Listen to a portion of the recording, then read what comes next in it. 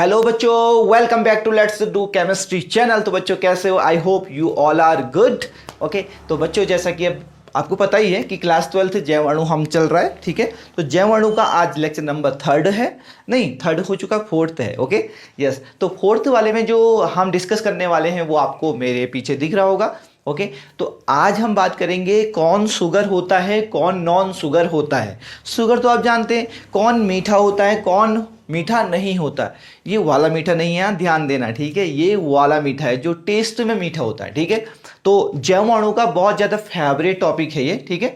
और इसमें से क्वेश्चन आता ही आता है कि कौन शुगर होता है, कौन नॉन शुगर होता है। यानी हिंदी में बात करें तो क्या लिखा है, देखो, कौन शर्करा होगा और कौन अशर्करा होगा। नॉन शुगर यानी मीठे नहीं होंगे, जनरल सी बात लिख रहा है। ये अगर मीठा है तो ये मीठा नहीं है। तो कौन सी चीजें मीठी होती हैं, कौन सी चीजें मीठी नहीं होती हैं। सैकेराइड्स में याद रखना, कार्बोहाइड्रेट की बात कर रहे हैं, कार्बोहाइड्रेट और फिर सैकेराइड। अब हमने जैसा कि पढ़ा कि सैकेराइड कितने होते हैं, 3 तरीके के होते हैं सैकेराइड। कौन कौन से? एक तो मोनोसैकेराइड पढ़ा था, फिर डाइसैकेराइड पढ़ा था, फिर हमने पढ़ा था पॉलीसैकेराइड्स। पढ़े थे नहीं? यस, याद है, फर्स्ट लेक्चर में हमने देखे थे। तो फिर से बता दूं, सैकेराइड 3 तरीके के होते हैं, मोनोसैकेराइड, डाइसैकेराइड जिनको ओलिगोसैकेराइड भी कहते हैं, और एट लास्ट पॉलीसैकेराइड, ठीक है। अब इनकी डेफिनेशन भी हमने वहां एक्सप्लेन कर दी है कि मोनोसैकेराइड को जल अपघटन नहीं किया जा सकता, जबकि ओलिसैकेराइड का जल अपघटन किया जा सकता है। और वो 2 मोनोसैकेराइड देते हैं, ओलिगोसैकेराइड्स, कीप इन माइंड। और जबकि पॉलीसैकेराइड का जल अपघटन करने पर बहुत सारे मोनोसैकेराइड से मिलते हैं। अब मोनोसैकेराइड के एग्जांपल तुम्हें पता ही है क्या, ग्लूकोज और फ्रैक्टोज हमने डिस्कस किया था। तो आज का जो टॉपिक है उस पर एक नजर डालते हैं, ठीक है। आज का टॉपिक है शुगर और नॉन शुगर में डिफरेंस बताना है, ठीक है। तो सबसे पहले, मीठे स्वाद वाले कार्बोहाइड्रेट को शर्करा कहते हैं। जो मीठे ऐसे कार्बोहाइड्रेट जो मीठे होते हैं उनको क्या कहते हैं हम? शुगर कहते हैं, और हिंदी में कहें तो शर्करा कहते हैं, ठीक है। अब कार्बोहाइड्रेट मैंने बताया, कार्बोहाइड्रेट मतलब जो कार्बन और हाइड्रेट मतलब वाटर से मिलकर बना होता है। देखो, कार्बोहाइड्रेट कार्बन और वाटर से मिलके बना होगा। यहां पर X हो जाता है और यहां पर Y हो जाता है। तो कार्बोहाइड्रेट किसे कहते हैं हम? जो कार्बन और वाटर से मिलके बना होता है, वाटर के मॉलिक्यूल से, बट उसमें नंबर ऑफ कार्बन और number of water molecules will be different. Okay, keep in mind. तो ये सारे एनर्जी के हमें एनर्जी प्रोवाइड करते हैं सारे कार्बोहाइड्रेट्स। ओके, अब on other hand non sugar की बात करें तो देखो, नॉन शुगर में क्या है, वो कार्बोहाइड्रेट जो स्वाद में मीठे नहीं होते, मीठे नहीं होंगे, ठीक है। ये स्वाद में मीठे नहीं होंगे, इनको बोलते हैं अशर्करा कहलाते हैं, ठीक है। अब हम दूसरी डिफरेंस की ओर बढ़ते हैं।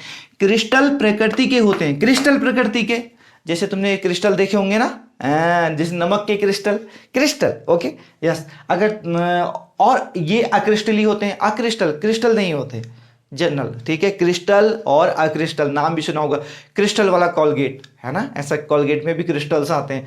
तो इसके क्रिस्टल होते हैं, इस वाले के जो मीठा होगा, और जो मीठा नहीं होगा उसके क्रिस्टल नहीं बनाए जा सकते, कीप इन माइंड, ठीक है। अब जल में विलय होते हैं। अब जो भी शुगर है, जो भी मीठा है, जो भी शर्करा है, वो क्या होगा? जल में विलय होगा। लाइक अपना मीठा ही ले लो, अपनी चीनी ले लो भाई, जो हम रोज यूज करते हैं, उसको पानी में डालते हैं, डिजॉल्व हो जाती है। तो जो हमारी चीनी है यानी सुक्रोज है, वो शर्करा है, क्योंकि वो टेस्ट में कैसी होती है? मीठी होती है, sweet in taste, keep in mind. वो क्या है? शर्करा है, वो नॉन शर्करा नहीं होगी क्योंकि मीठी हो रही है, ठीक है। अब हम बात करते हैं, और ये जबकि दूसरी तरफ पता है, अशर्करा जो होती है, नॉन शुगर होती है, जो वो जल में विलय नहीं होती है, उनको पानी में घोला नहीं जा सकता है, ठीक है। जैसे स्टार्च होता है ना, यस, स्टार्च को पानी में, स्टार्च किस में होता है? आलू में होता है, और उसको पानी में नहीं घोला जा सकता।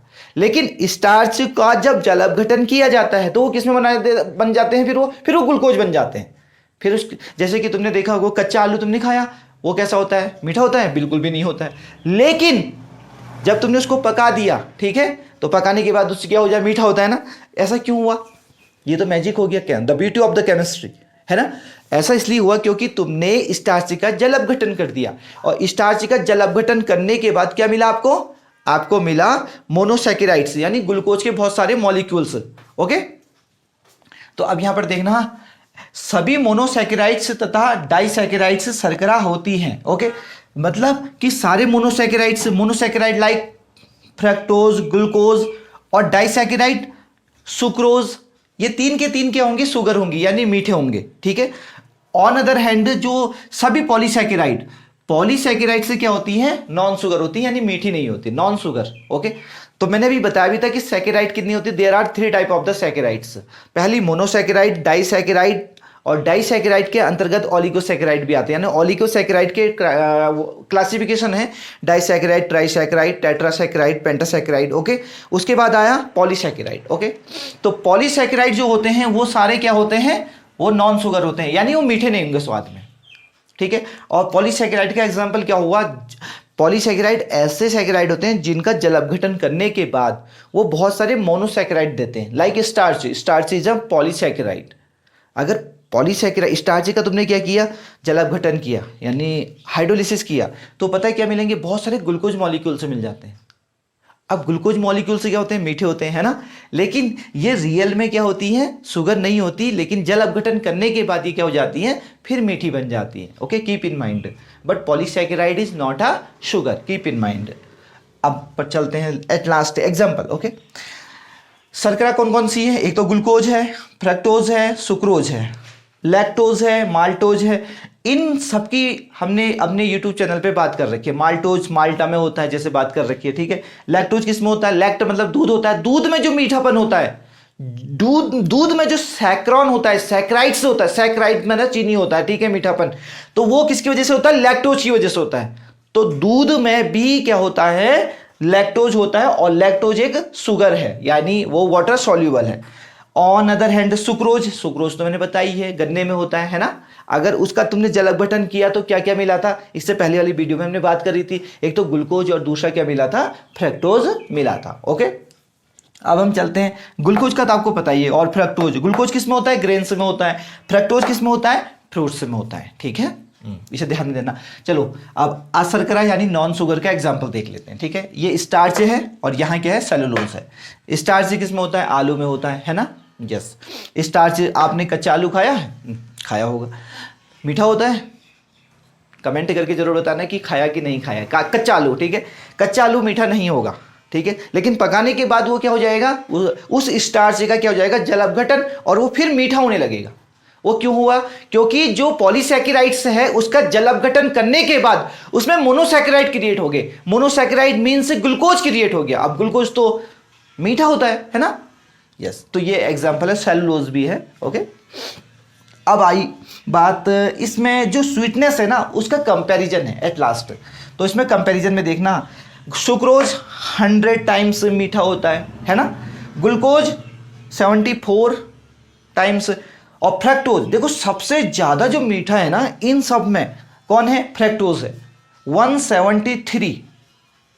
ये रिलेटिव स्वीटनेस है, कीप इन माइंड, क्या है ये, रिलेटिव स्वीटनेस। तो 173, उसके बाद है सुक्रोज, उसके बाद सुक्रोज अच्छा खासा मीठा है, फिर है ग्लूकोज उसके बाद देखो, और लास्ट में पता है कौन है, लैक्टोज, सबसे कम मीठा। तो दूध में देखा होगा बहुत कम मीठा होता है, लेकिन हम जितना जितना उसका वेपराइजेशन करते रहते हैं, यानी उसमें से वाटर निकालते रहते हैं, तो उतना ज़्यादा मीठापन आते रहता है, क्योंकि लैक्टोज उसमें क्या होगा, उसकी कंसंट्रेशन बढ़ते जाएगा लैक्टोज का। बट लैक्टोज रिलेटिव स्वीटनेस क्या होती है, बहुत ही कम होती है, और रिलेटिव स्वीटनेस सबसे ज़्यादा किसकी होती है, कीप इन माइंड, फ्रक्टोज की, which is present in the fruits.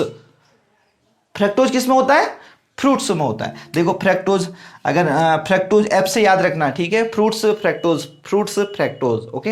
और ग्लूकोज किस में होता है, मैंने फिर भी बता दिया है, ओके, ग्रेन्स में, जी से ग्रेन्स याद रखना। तो ये जल्दी से इसको नोट कर लेना, और ये एनसीईआरटी बुक में भी दिया हुआ है, रेफरेंस बुक अगर आपके पास है तो वहां से भी जल्दी से क्या करना है, इसको हाईलाइट जरूर कर देना, क्योंकि यहाँ से 1 या 2 क्वेश्चन तो बनते ही हैं। IIT JEE मेन से तो जरूर क्वेश्चन पूछता है, और नीट भी यहाँ से बहुत इजी क्वेश्चन रखता है, ठीक है।